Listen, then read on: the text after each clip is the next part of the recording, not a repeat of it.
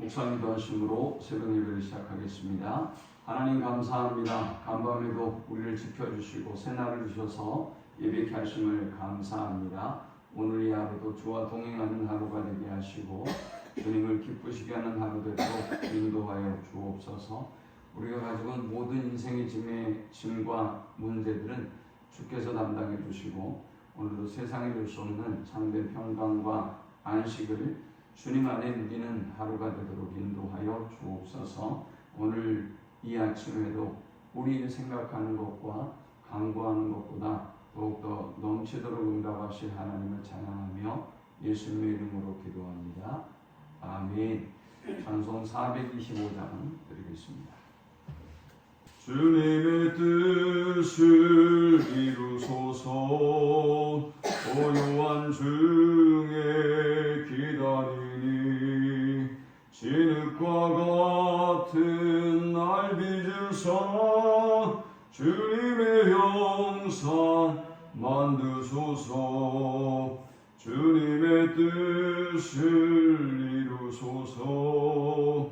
주님 발 앞에 엎드리니 나의 맘속을 살피시사 눈보다 희게 하옵소서. 주님의 뜻을 이루소서. 병들어 몸이 피곤할 때 권능의 손을 내게 펴사 강건케 하여 주옵소서. 주님의 뜻을 이루소서. 온전히 나를 주장하사 주님과 함께 동행함을 만민이 알게 하옵소서. 아멘.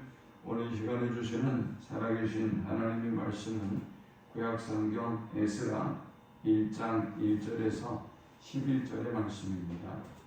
바사왕 고레스 원년에 여호와께서 예레미야의 입을 통하여 하신 말씀을 이루게 하시려고 바사왕 고레스의 마음을 감동시키십니다.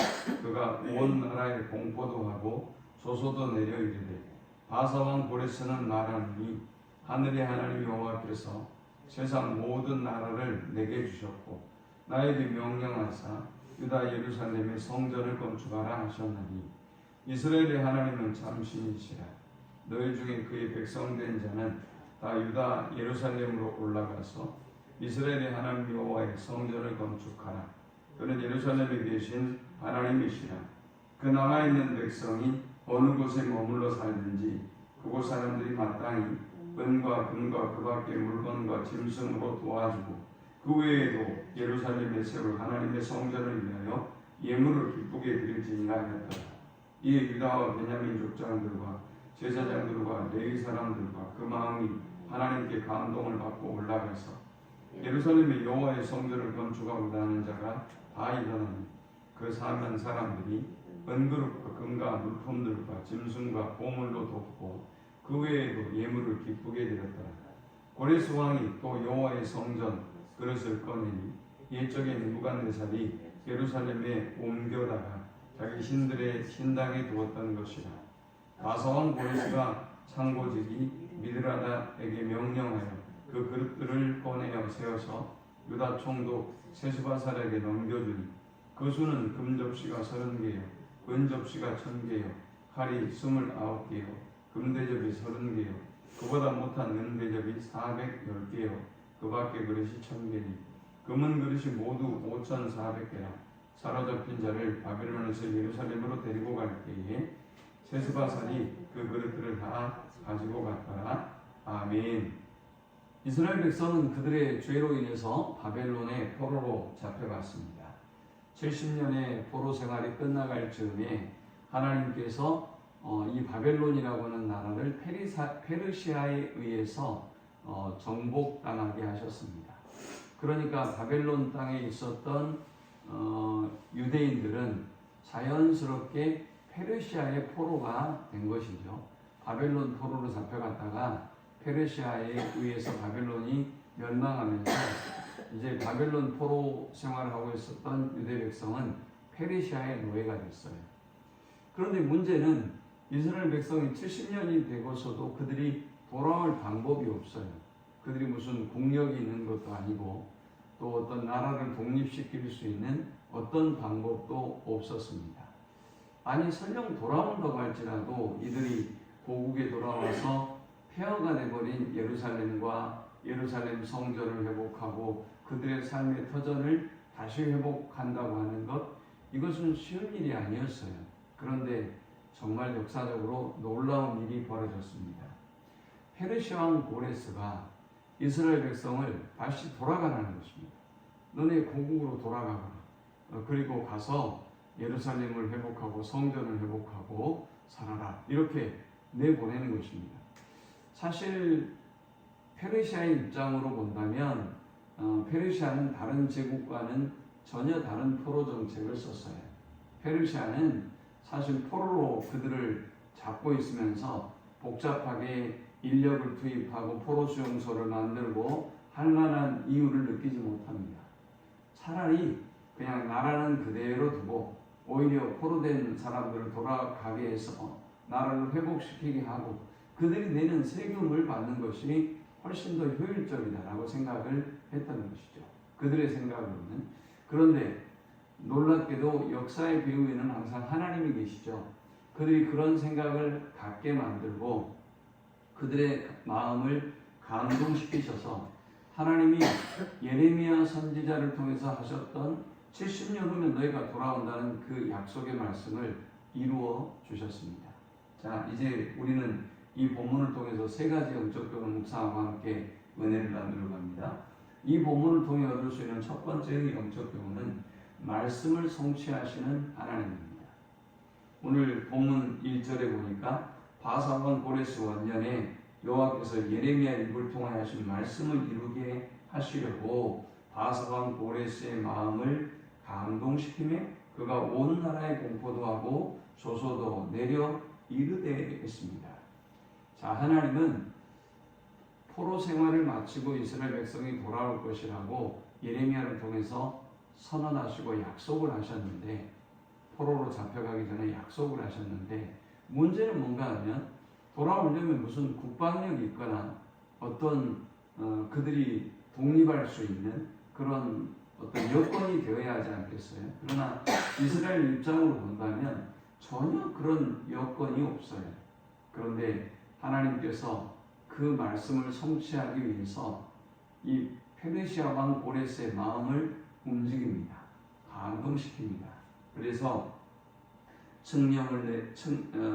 이 공포를 하고 조소도 내리고 해서 이스라엘 백성이 돌아오도록 만듭니다.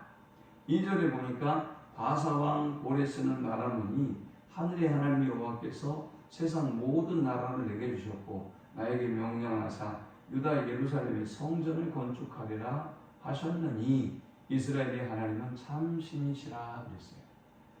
참 놀라운 일이 아닐 수 없죠. 하나님께서 페르시아 왕 고레스의 마음을 감동하셔서 참 신은 하나님이시다 라고 고백하게 만들고 하나님은 자기에게 예루살렘을 회복하라고 건축하라고 명령을 주셨다 라고 하고 있으니 이게 참 놀라운 일이죠. 여러분, 이렇게 우리 하나님은 말씀을 성취하시는 하나님이라는 사실을 항상 기억하고 승리하는 우리 모두가 되시기를 축원합니다. 두 번째, 우리가 이 본문을 통해서 얻을 수 있는 영적 교훈은 감동을 주시고 기쁨으로 일하게 하시는 하나님입니다. 자, 이제 이 칙령과 이 조서를 보고 들은 유다 백성이 이제 고국으로 돌아가야 되겠다는 결단을 합니다. 그러니까 5절에 보니까 이에 유다와 베냐민 족장들과 제사장들과 레위 사람들과 그 마음이 하나님께 감동을 받고 올라가서 예루살렘에 여호와의 성전을 건축하고자 하는 자가 다 일어나니 그 사면 사람들이 은그릇과 금과 물품들과 짐승과 보물로 돕고 그 외에도 예물을 기쁘게 드렸더라 했습니다. 이스라엘 백성들이 야 이제 우리가 정말 고국으로 돌아가자 라고 결단을 했습니다. 그랬더니 사면 사람들이 여기 그 사면 사람들이 누구인지에 대해서 이론이 있습니다. 페르시아 사람들이라고 하는 사람들도 있고 이방인들이라고 하는 사람들도 있고 아니면 주변에 그냥 사람들이라고 하는 사람들도 있는데 어찌됐건 이방인이 도왔건 아니면 남아있는 유대인들이 도왔든지 간에 고국으로 돌아가려고 하는 유대인들을 돕는 사람들이 있었대요. 은금을 막으로 후원을 하면서 이스라엘 백성이 돌아가도록 도왔어요. 여러분 이렇게 하나님은 감동을 주시고 사람의 마음을 움직이시고 그리고 그것도 기쁨으로 그 일을 동참하게 하시는 하나님인 것을 기억하시기 바랍니다.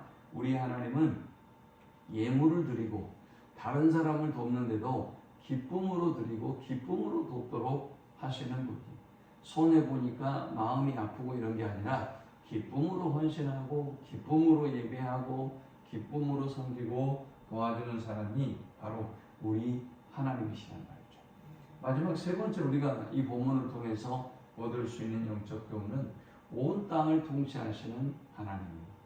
자, 참으로 놀랍게도 우리 하나님은 페르시아 왕 고레스에서부터 또 고국으로 돌아가기를 결정하는 유대인들과 또 그들을 도우려고 했던 이 사면 사람들로부터 하나님은 이 그들의 마음을 움직이셔서 이 일을 이루어 가시는 것을 보게 됩니다.